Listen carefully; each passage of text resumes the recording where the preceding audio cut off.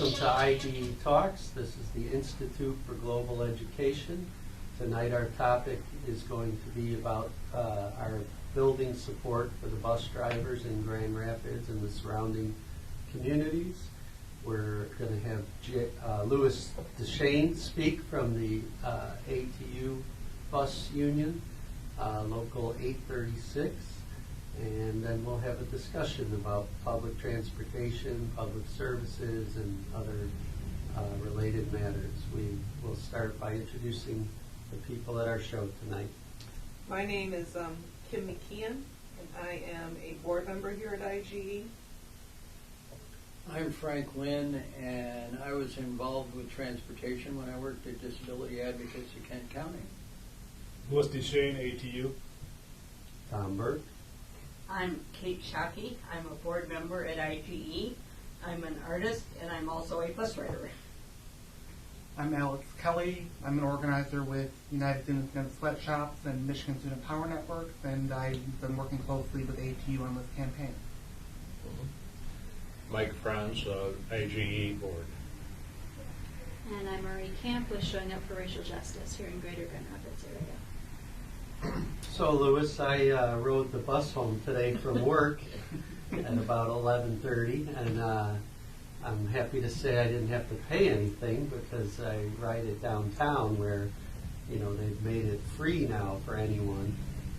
Maybe they'll extend that free to all the workers who have to ride the bus to work throughout all the villages and towns surrounding Grand Rapids, and have the same benefit as the people downtown. But we're here to hear about your union and about your struggle for justice. All right. Well, you just got to find my bus and you can ride. All right. Again, I'll just introduce myself. I'm Louis DeShane. I'm a bus operator at the Rapid. I'm a member, rank and file member of ATU, Local 836, which represents the mechanics, the bus operators, and the maintenance personnel at the Rapid. Should you say what ATU means? ATU stands for Amalgamated Transit Union. Sorry, thank you. So, at the Rapid, we've been trying to negotiate a fair contract for over 2 years now. Just this last Tuesday, October 25th, at, I want to say it was 7 a.m., Rashard Jackson, our union president, because we were in bargaining again, had given the Rapid a proposal. By 8 a.m., the Rapid then countered that proposal and said, you folks can keep your pension, but you're going to pay 90 cents an hour for it. And Rashard then countered that proposal and said, well, how about we do it incrementally? So the first year, 30 cents. The second year, we'll go to 60 cents, and then the third year, go to 90 cents. And the Rapid then said, nope, no deal, and bargaining was done just that quick. And again, separate rooms from what I understand. They didn't want to meet with the union in the same room. So that's just part of what we're dealing with. There's some other issues going on that I wanted to discuss at the Rapid. One, again, the political corporate attack on our pensions, the disparaging of our health insurance, and the suppression of worker rights. The last 40 years in the United States, we've witnessed a political attack, an ideological attack on that corporations have embraced these ideas to put people over, or sorry, no, they didn't put people over profits, put profit over people.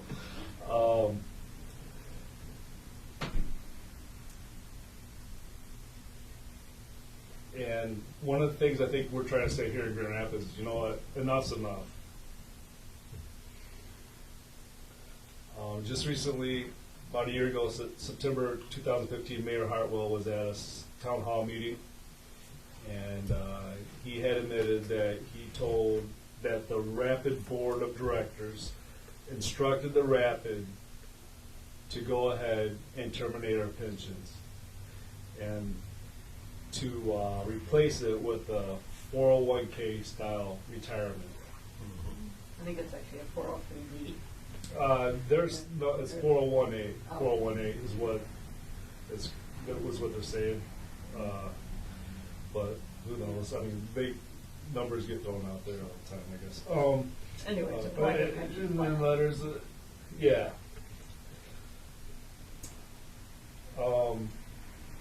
A couple of facts about our pension. It's 83% funded. The experts say a 70% funded pension is excellent.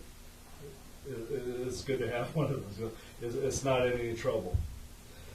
Another thing about our pension is you take that away and you give us that 401k style retirement, it's going to cost $220,000 a year more. Okay, so it's going to cost the company more to switch us to a defined contribution plan, and that's going to be important. But what I'm about to talk about next, this is from an article with Capital in Maine. It kind of talks about how the conversation with retirement is schizophrenic, and you'll see here in this quote, the retirement conversation that's going on is a little bit schizophrenic. Retirement researcher Nari Reed reflected in a phone call with Capital in Maine. In the private sector, we had a conversation saying people who have been relying on 401ks, and it's not enough. It's too much risk. People aren't saving enough. These individual plans aren't working very well. And here in Michigan, we have a coalition for secure retirement. Todd Tennis, he's in charge of that. He's with Capital Services as well. And he came up and did a presentation for our members about pensions.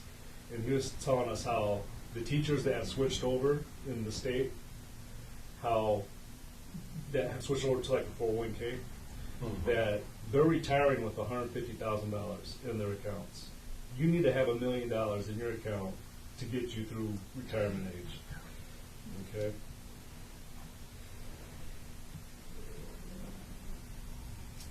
And then on the public side of that debate, these pensions are too expensive. We should do what the private sector does and put everybody on a 401k. So, like I was telling you that people like Rick Snyder and stuff, they're saying the public pensions cost too much. Well, if you switch me to a 401k, you're paying an extra $220,000. That's why that's important, because you're actually paying more to switch me. So I think also that there's some people, state employees in California especially, who are suing because the pension companies are taking so much money for fees. And that which is unfair to it really hurts the workers and the people, and that they should do index funds or they should do low fee or no fee accounts, and not just go with the corporate ones where they take huge amounts of money. Yeah, and I think people have to realize that as soon as you turn your money over to a 401k, I don't know, they got all these names for them. Essentially you're turning your money over to Wall Street. yes, And they're going to take their share off the top every time they make a move. And they may make money and they may not make money. And as a person who's retired with the teachers, and I have a teacher's retirement through the state of Michigan, with a locked-in figure that was based on their figuring of how long I would live, et cetera. They've got their smart people. I have a steady pension that I can depend upon, and it's enough, just enough, after 12, 13 years into retirement that I can count on it. I'm not sure that people in these other situations are ever going to achieve what I've achieved. And we negotiated it at the time. We knew we took a cut in pay to get what we had. And we were willing to do that. And even then, there have been attempts over the years to take away what we've achieved, because we have more than what the private sector has, which is very poor by comparison. Okay, and you know, I'm going to pause for a moment and let my brain get caught up.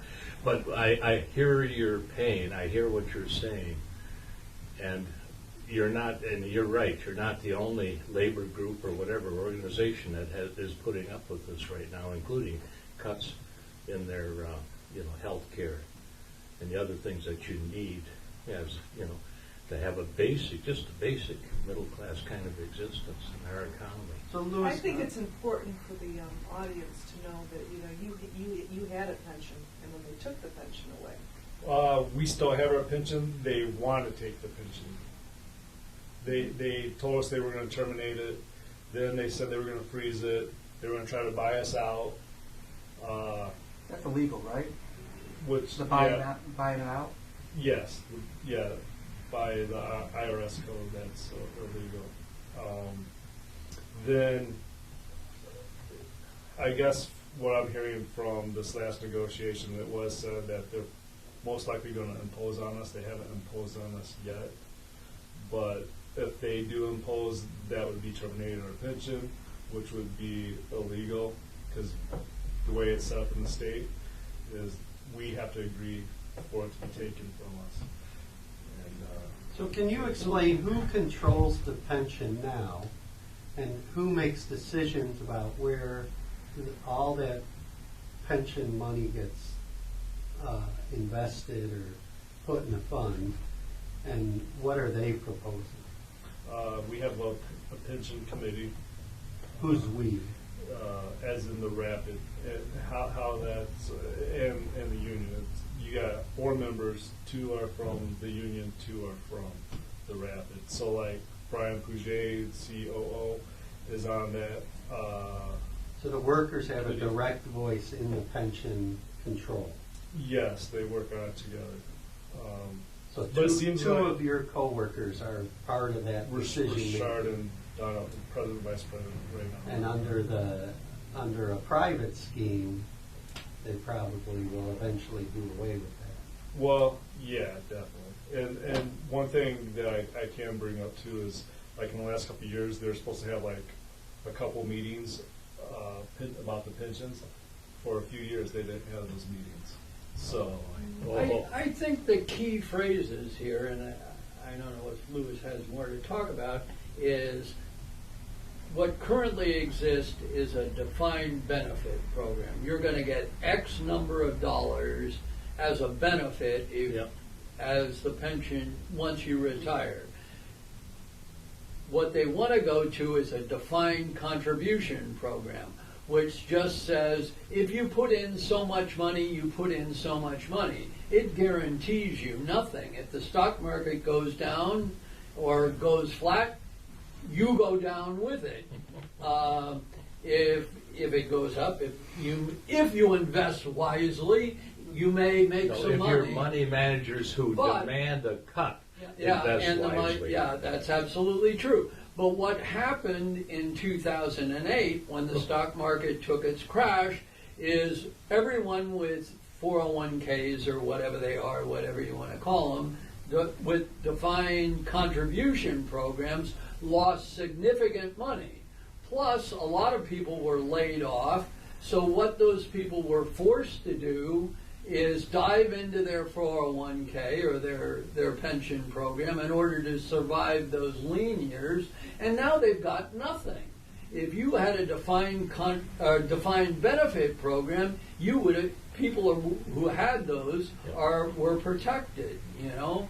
And a lot of what's happened is that contracts were renegotiated to keep your jobs, you know. That was part of the GM thing and whatever. And it's great that they saved the automotive industry, but now workers aren't protected aren't protected like they were. It's all on the worker to ensure that they have some money in the end, Where before there was some guarantee. The teachers, Oh, yeah. you know, have a guarantee still, but a lot of people are on their In fact, own. Frank, we gave up our right to contribute to our own plan way back when I started teaching. We're talking about a long time ago, in order for the state to take it over.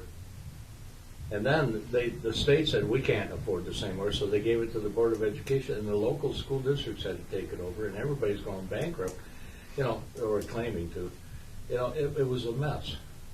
You know, but to this point in time, other than the fact that the state steps in and says, well, we're going to tax retirees' pensions. We're going to tax them. You know, and that was a new ploy, okay? But up to that time, everything was pretty stable and everything was, you know, but you're right, the MBA and the local have been forced to go along with this other plan that they're trying to impose upon the bus drivers. So Kim was going to make a point. I was going to make, just to kind of go on what you had to say, that you're right. It isn't something that it's not secure. It's unsecured.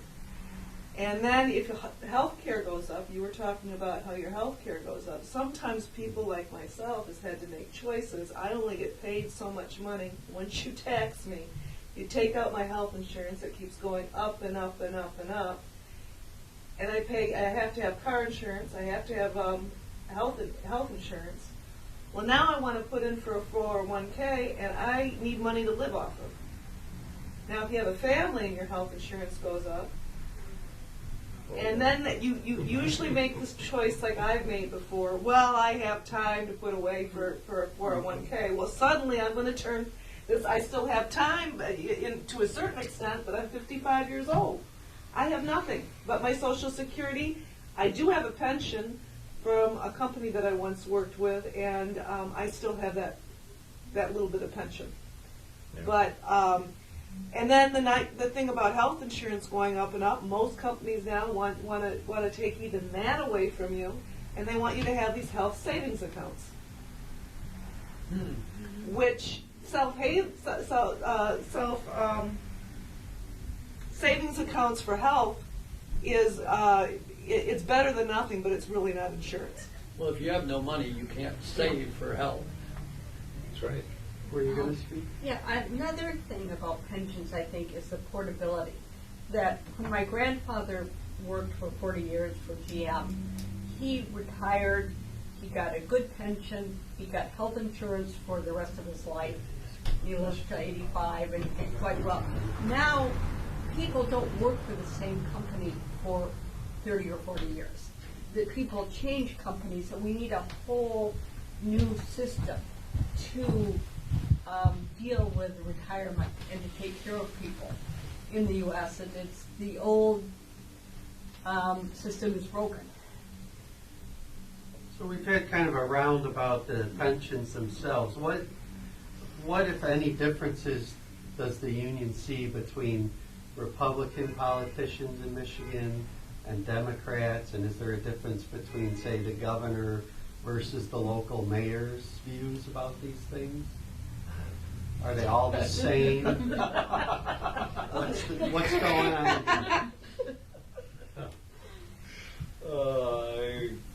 Can I comment on that tomorrow? You know. You want him to turn the camera off? Oh wow, that's a great question. Well, we have progressive Democrats in our city government, and yet they've been very quiet about the pensions and the health care downgrading that the Rapid is trying to impose. And if the progressive Democrats can't speak out on behalf of working people in Grand Rapids, the Republicans certainly aren't going to do it, is how I tend to think of things. So what's happening with, why is there a crisis for the bus drivers and the mechanics and the workers at the Rapid? There's, it seems like people are getting really rich in this country. Why is there a crisis for the workers? Okay, good question. Man, you got me stumped. Well, and I think that there's another part to this. is that the Rapid Board, which is made up of representatives from the participating cities, some of them may be more progressive than others, but don't seem to have any problem in increasing the benefits of the administration, Yes. especially the top, Yes. where the CEO of the Rapid or the president, whatever Peter Varga is, seems to get increasing benefits all the time, where they don't see the need to increase benefits or have no problem cutting the benefits of the drivers. Now, I don't know as if you can pin that on any particular group because of the mixed nature of the Rapid Board, but clearly there's a contradiction here that they're favoring the administration over the laborers. I think that's true of all businesses in the world, that most of them currently, the people on top get money, and like we have one article thing that says that the average minimum wage worker makes $16,000 a year, and the CEO of Goldman Sachs makes $16,000 an hour. And I don't think that the minimum wage workers work less hard than he does. I mean, he wouldn't make money if there weren't a lot of minimum wage or people who made a lot less than he does. And I think it's a whole thing that we need to look into about, we're too top heavy. I'm curious, Louis, Yes. I'm curious what you would like local politicians to say. What would you Oh. like if there was sound coming out? It would be nice if, like, Mayor Bliss said, hey, let's get this contract settled. Take care of it now, you know? Actually negotiate, quit stalling. Things like that. I mean, we're in a city where unemployment is relatively low compared to the rest of the country. Wages should be rising, benefits should be rising, but yet there's an attack coming from the politicians on this classification of workers.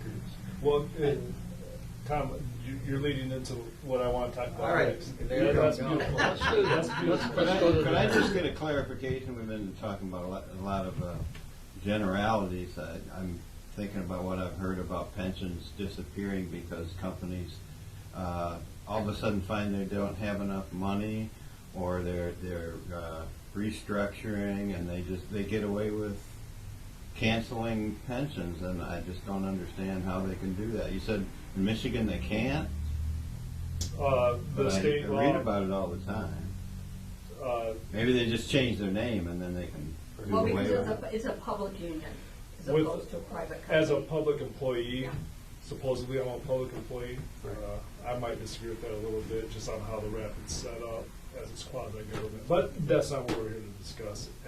For the purposes at hand, I'm a public employee, and therefore the Rapid cannot take my pension by state law unless the union agrees to allow it to happen.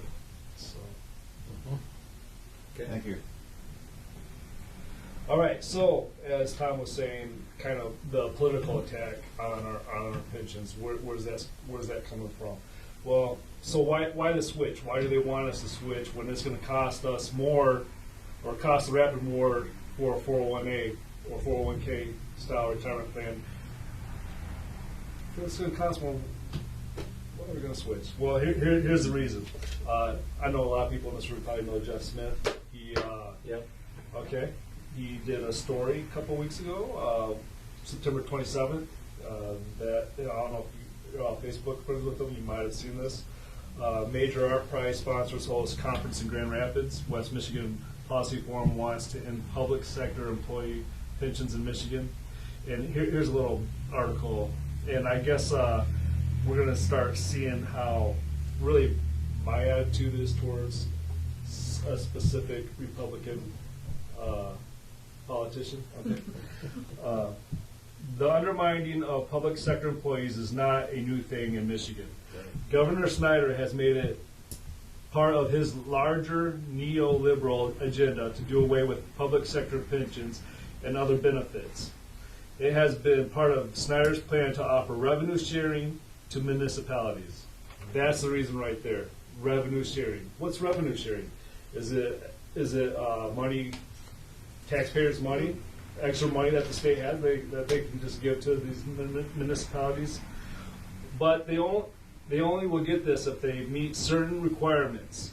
One of them being the attack on public sector employee benefits. The bus drivers union in Grand Rapids has been fighting this very issue for nearly 2 years. Okay, and that brings us into the downgrading of our health insurance. So they're trying to attack our pensions, and they strong-armed us to go from the PPO to the HMO. I kind of explained a little bit about that last week or a couple weeks ago, but I'm going to give a brief summary on that. So this summer we had a vote for health care coverage. We were given several choices to stay with the PPO. We chose to stay with the PPO that we already had. Explain what PPO is. Hold on. I can't remember what it. It's preferred provider. Stands for. Yeah, it's where you have preferred doctors and hospitals that you can go to. Right. The big thing is the in-network. You can go out of network and You get to pick your doctor is what it comes down Yeah. to. But you usually have to pay more if you go out of network. But you have more choices. Right. But you also have choices within the network. If you've been with the doctor for a few years, you can stay with that doctor. Right. And I can see how that would be beneficial for people too. I mean, you got that relationship, you trust that trust, so and he understands your body in your mind. So, well, and another thing is because we went to the HMO, we've got I don't want to call them elderly. They still got good 10, 20 years still left to work probably, but they need shots for their knees because they are getting a little bit older. Those shots are no longer covered. We've got people that have certain medications that they need to take, blood pressure, whatever it be. Those medications are going to be covered. Certain surgeries are not covered under the HMO as they were in the PPO. So, we're making this decision. You had a bunch of people vote. Yeah, I'm relatively healthy, but collectively, everybody has different health issues, so we really screwed ourselves by accepting it. But we thought the Rapid was going to negotiate with us this last Tuesday, which they did not. So we feel like we got strong-armed because, as I had talked about in the past, our insurance was going to go from like $160 a month to $900. So we were feeling that pressure in October. So we just like, all right, well, we'll concede. We conceded. We gave a concession. Okay, we've already done that, and still no bargain. Are you really saying your insurance premium went from $160 to $900? It was going to, because with right to work, the right to work laws Okay. in The Michigan. right to work for less. Yeah. Right. And I'd like to say thank you, right to work. You can edit that out. Send it to ATU. For less. Okay, sorry. Yeah. Okay, right to work. It keeps, if you're not under contract or in a contract, then your premiums go up, your healthcare premiums. The worker gets the full blow of the payment, the increase in how much it's going to cost, the premium. Sorry, however much the premium goes up, the worker absorbs that whole cost. So the right to work laws in Michigan, as in Wisconsin and other, especially southern states of the U.S., what it does is it essentially dissolves some unions in the public sector especially, and then it weakens other unions. you're no longer allowed to function as a union the way it was done since the end of World War II up through today, about 2 years ago. So dues are no longer collected for the union through the employer. That's one of the ways they erode the union power. You no longer have what are called closed shops, where to work in a certain workplace, you had to join the union or at least pay fair share dues because you benefited from the union being there. That's dissolved.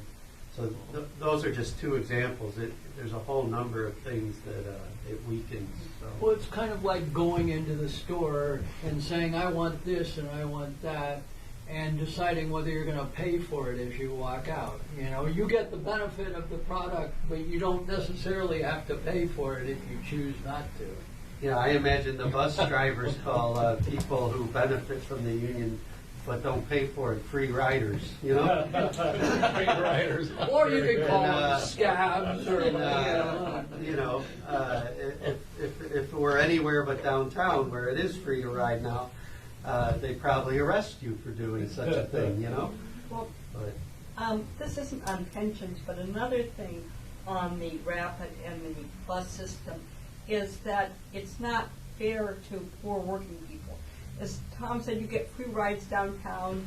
They did the silver line, which is for people who make a lot of money, and doctors and nurses who go to medical mile but they don't have, a lot of lines don't run on Sunday, they don't run on holidays, they don't run all night, and there are many places where there are employers, but the nearest bus is 2 or 3 or 4 miles from where the workplaces are.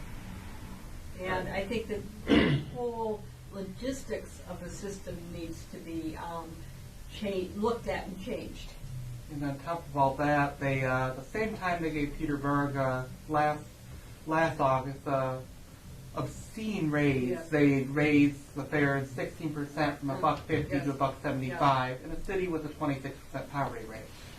So it's not just the workers getting screwed by Peter Berg and the Rapid Board of So Directors. the head of the Rapid, Peter Varga, he's making about 208, 209 Yes. a year. Mhm. I looked up the Chicago Transit Authority head, what they make, 229.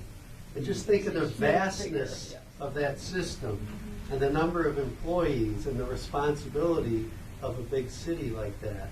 And Varga's only making 20,000 less, It's got to be one of the most out of whack salaries in the entire country for a public official. It's outrageous, Well, also, talking about benefits during Art Prize, a few years ago, you could pay $5 and you've got a bracelet, and you get a could band. You got a band, and you could ride for free for 3 weeks during Art Prize. But then too many people who didn't go to Art Prize discovered it and started Students. buying them. Students and poor people. Yep. And so now they have a system where you get this card and you get 10 free rides where you can ride the Silver Line all you want for free. And it's just, which is benefiting people who already have money and don't need to ride for free. And they also pumped up the fact that you could ride to the gardens Yes. and the map for Art Prize as well. And so I said, okay, let's take the bus Yeah. to the gardens. It's going to be great. I had my 2 kids with me. And it took it to Meyer on Knapp's Corner. And they just drew a line off the edge of the map. This goes to the gardens. And here I am with my 2 kids. Actually, there's another bus you can take that gets you quicker there. Can I say something about people riding free? Because you know what, really, if you think about it, none of us are riding free. Yeah. We're all paying sales tax. We're all paying. A lot of people are paying gas tax. We're paying income tax. We're being taxed, and the money's coming from villages, which is taxes. We're all already paying for public transportation. So, public transportation should be, it's a right, Yes. and it's not something you hear anyone talking about really, And- except in the small group like this, But you don't, in the media, you don't hear about this being talked about. People shouldn't be forced to have a car to get to work. They should be able to get to work economically. On and time. On time. Well, the people that are really getting screwed in the dough, people that are paying the fares because they're being taxed extra. It's an extra tax. Sorry, Frank. Well, and that millage and the taxes you pay are really what I want to talk about, is the politics of this whole approach. I don't understand. The fact of the matter is that the bus drivers have always been very supportive of the millage. One of the reasons they've gone out there and worked real hard to see that the funding for this system has passed when it's gone up for public vote. Also, labor has been very supportive of the millages in the past. It's the Democratic Party that's always supported the millages in the past, not the Republicans, you know. Now, with the cities turning against the drivers, I don't think the drivers are going to come out and support the millage, and it has to be voted on in 2017 or funding ends. I don't think the drivers are going to come out and support this millage. I know that the Democrats aren't going to come out and support this millage because the labor in the Democratic Party isn't going to allow that to happen. So when it comes up for a vote in 2017, I really don't understand where they think they're going to get the support for the campaign they're going to need to continue the funding of the system. Unless they resolve this situation, I think the outlook's pretty bleak. Interesting. So is the scenario that's new that the Republicans at the state level, as you spoke about Governor Schneider, have promoted this revenue sharing approach, right? And so for the Rapid to get more funding to continue to expand or improve, they have to get revenue sharing. To qualify for that, they have to bust the union's pension plan and downgrade the union's health care plan. That's the Republicans at the state level. Then at the local level, you have both Republicans and Democrats who are afraid to open their mouths to oppose that scenario that's been created and passed into law to get the revenue sharing, because they're so desperate at the local level to get revenue sharing that they'll do anything, including sticking it to the bus drivers, to get that revenue sharing. And then they're going to come back to us to say, like they're doing with the zoo and the museum, we need a millage to keep this running, to have a great city. Won't you join us? Won't you support us? And by the way, all's forgotten about how we stuck it to you 2 years ago. A year ago, it's not even going to be a year. And you still have at to this pay to point. get in. Yeah. Well, and, I mean, they have to pass the millage by November of 2017. We're a year and a week. So would that millage be for the operating funds? That's for the Operating funds, because they had a millage not too long ago, which was just for the Silver Line. Well, no, they had one for the Silver Line alone, and that didn't pass. And then they changed it and expanded the benefits of the millage and provided some additional services to the other areas of the city, or of the participating Isn't it true cities. that there has been thought and there has been speculation that in 2025 they want to do light rail? Well, that's beside the point. Light All they're rail, talking huh? about in 17 is a renewal. They have to renew. And speaking of being afraid to open their mouths, you know, I don't know if you were planning on covering this, but I think it might be important to explain just how the Rapid is trying to make workers and their supporters afraid to open their mouths. Yeah, we were going to get to the suppression of worker rights, and are you ready to go along with it? Okay. So basically how it started with the suppression, I've been suppressed since I've oppressed, suppressed, Deep since I started here. And, I was told the Rapid, we're family.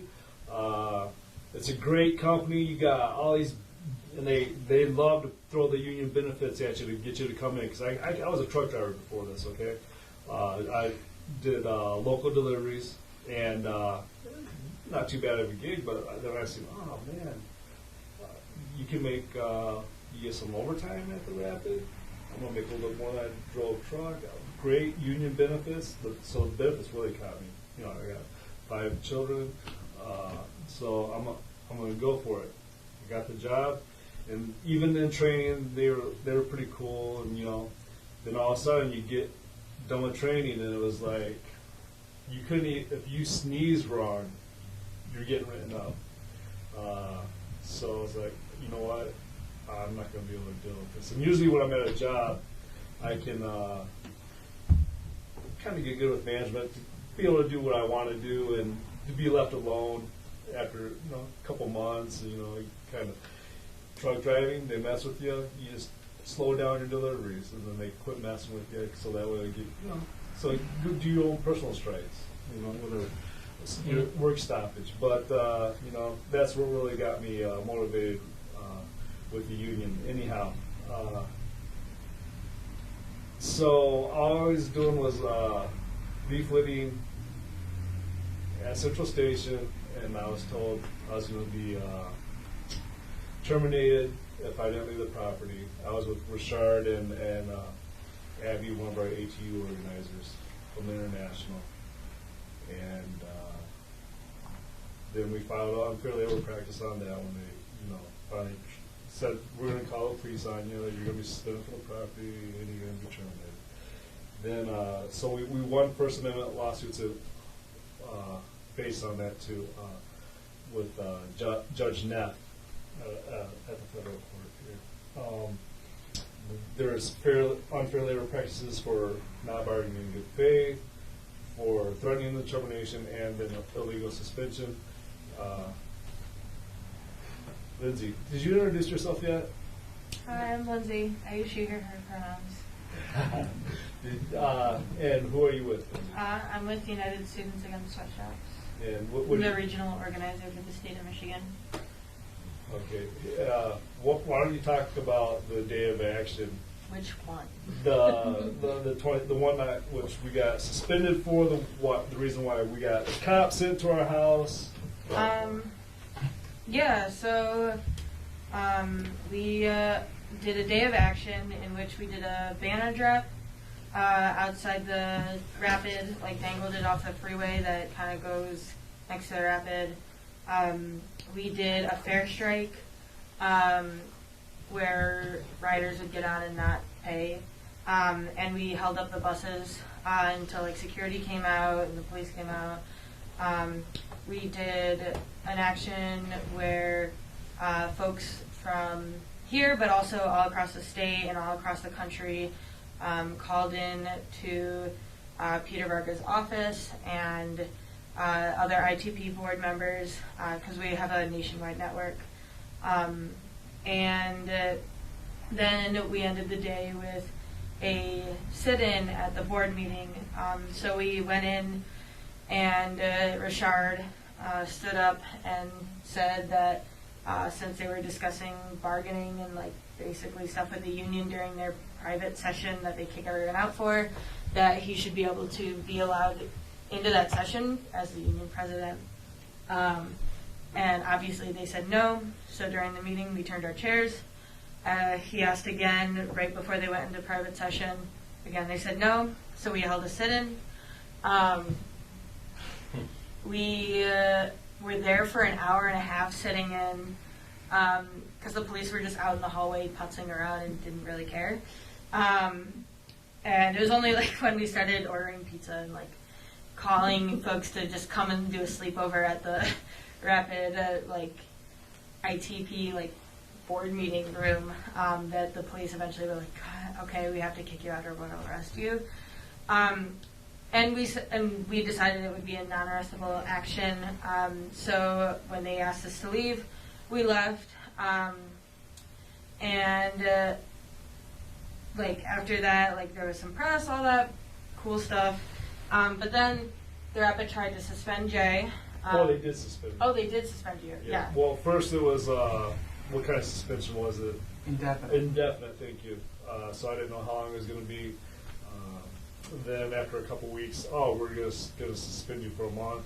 Then that's when we did the unfair labor practice. And the funny thing is, before I was suspended, there was an article in the newspaper. Judge Neff had said that board meetings, like at ITP or the Rapid, you can protest at those. We are allowed to protest at those. So they were breaking the law by suspending me. That's why we're calling it an illegal suspension.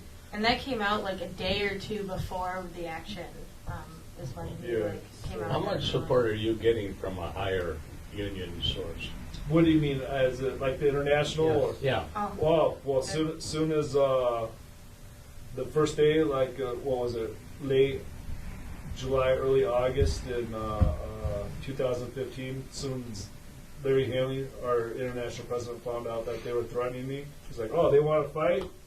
Let's fight." So you know what? I probably, if you count all the lawsuits I've named in, $20,000 a lawsuit. The international's got $100,000 invested into me. So if you want to look at it that way. They've been really supportive of also like I strategy. got a question, hypothetical, but what if, you haven't settled for 2 years, and I was in a contract situation once where you didn't settle for 3.5 years. You know, really got kind of ridiculous, and there was no reason for them not to settle and so forth. But a year from now, they got a public vote, a referendum, on whether this system's going forward or not. What happens if you people are still out and they don't have a contract, okay? And the public has to look at that and say, what's the matter with them? They can't even settle a contract with their own workers. I mean, my thought is maybe it's to your advantage for them not to settle. Well, I mean, you may forego a temporary raise or a cut in pay because of the medical and the retirement, but what happens ultimately when they have to face the public and say, we're doing everything we can to make this a profitable, whatever, good thing, but if they don't settle, we can't do the job. If they don't settle, then there's no revenue sharing, and then there's no millage, right? And the And Rapid's you going dissolve down. the board, and what? They aren't going to let that happen, are The they? bus is going to grind to a halt. there's two parts to that question. One, Okay. from my experience, I'm not sure how they put together a viable campaign without their strongest supporters behind it. As I suggested earlier, it's the Democrats and the drivers that have really driven their campaigns in the past. The other part of it is we keep talking about revenue sharing, but the fact of the matter is revenue sharing was stolen by the state over the last 5 or 10 years. Revenue sharing was a deal that was cut with the state that instead of the cities taking taxes, that all the taxes would go to the state and they would split it up equitably amongst the cities. You know, it would be a centralized system instead of the cities doing it on their own. Yeah. Well, over a period of time, the state kept cutting back on it and cutting back on it and cutting back on it until there was nothing left. And Frank, they basically this is stole why- the money that they committed to giving in the first place. This is why the Detroit public schools are in debt. Yeah, Because that's why. the state turned the indebtedness of their retirement fund over to the local district and then underfunded it. And, anybody could know that if they wanted to know it, but that's exactly what's been going on. And now they're holding cities hostage, I guess, Yeah. in order to get some crumbs of what they originally were getting. Well, they forced Detroit to declare bankruptcy, Well, which yeah. is And city going. managers. It's going to be the future for cities across this country. And some teachers You know? in Detroit have to go and get rid of the feces from rodents and stuff before they can open their class, and they have to provide their own supplies because they state doesn't, or the city and the state, I think it's more the state does not provide. Oh, they do that in Grand Rapids too. Yeah. The teachers have to pay for supplies in Grand Rapids. Another thing about protesting is, Are you a teacher? it's, I'm a parent. yeah, you cannot go into a city meeting, like into the city commission, and hold up a sign. Not, even if you're quiet, you can't go and hold up a sign. But you can open carry a weapon, Yeah, that's interesting. which is, to me, that seems a little bit off kilter. So we're going to start heading towards wrapping up. So if people want to get last comments in, but I want to ask Jay, what do you want people like us to do? What kind of support do you need? What actions can we take? We formed a group called Drivers and Riders United Movement, DRUM, and that's a well used name here in Michigan, DRUM. There was a famous auto workers movement named DRUM in the 70s. But we got together with 15 people. We wrote a letter that Kim penned, and we sent that to the Rapid Board. I tried to send a letter to MLive, to the letters to the editor. We'll see if it gets published. We've been out petitioning people at festivals and fairs and other places, churches and schools and workplaces, handing out flyers, promoting the idea that the main players on the board should settle a contract. What other things might we do? Well, first of all, I'd like to thank IG and everything that you guys have done for us, for the drivers already, the union. It'd be nice if we could get more folks to either Facebook or telephone calls, even more letters to the Rapids saying, you know what, we support the drivers, fair contract now. Winnie Brinks, Rashard Jackson, met with her yesterday morning, and she's on our side. She's supposed to be contacting the Rapids, so I wouldn't say get in her voicemail or anything, but Well, maybe we can call and thank her. We or can call and thank her, Definitely, that'd be Yeah. good. But perhaps other politicians blow Bliss's phone up. And here's the other thing, is that Rapid Board's made up of 15 members and representatives of all the other cities. Also blow up the phone of the mayor of Kentwood, or who the Kentwood's representative, and Walker's representative, Granville's representative.